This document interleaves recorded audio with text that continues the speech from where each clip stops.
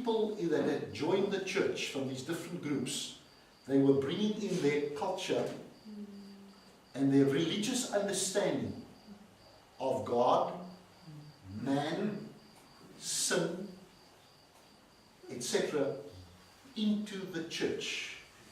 There was Judaism, legalism, mysticism, aestheticism, and philosophy. Now, under normal circumstances, today, people regard philosophy as a high, very lofty quality. Philosophy is a doctor in philosophy.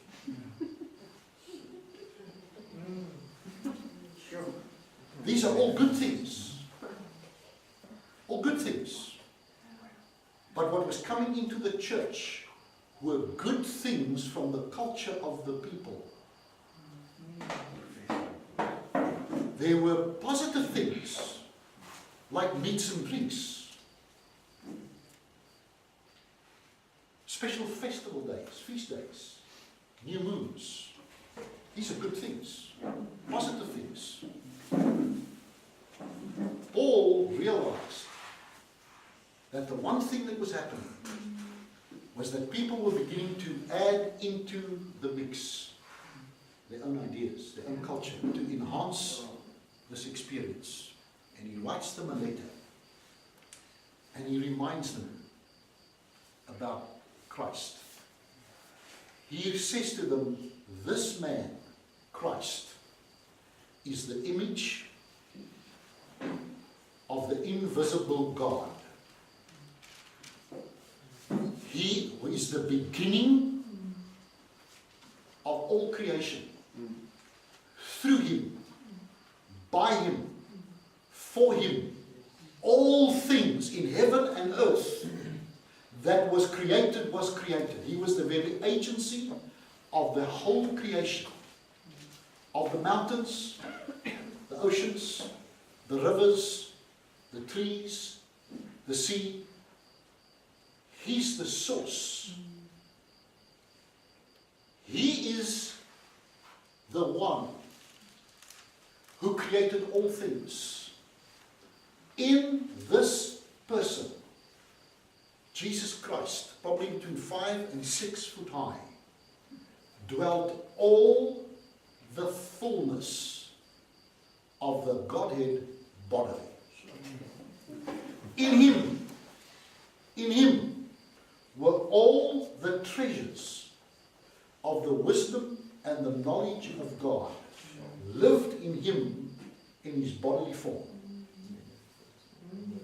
He says, and this one came, and he redeemed you. He transferred you out of darkness into the kingdom of light. Now, what was the darkness? The darkness was Jewish religion, the law. It was philosophy.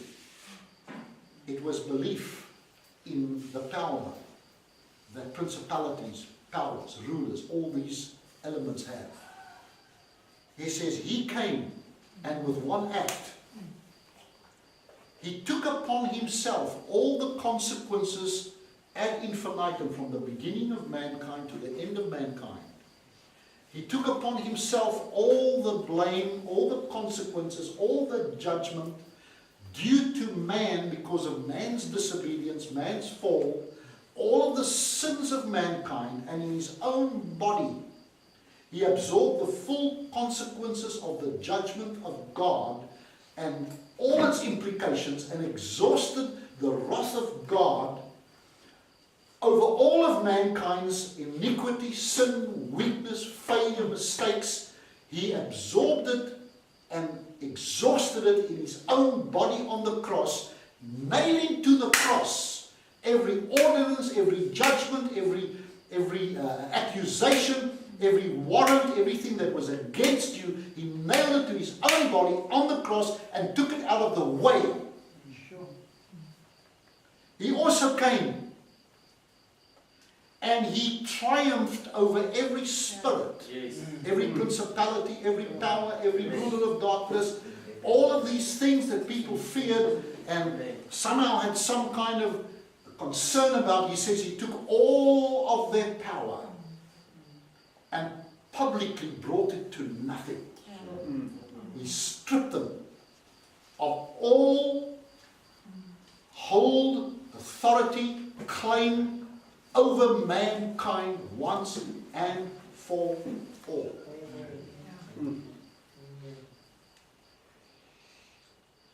He said, this man, in this man Jesus Christ,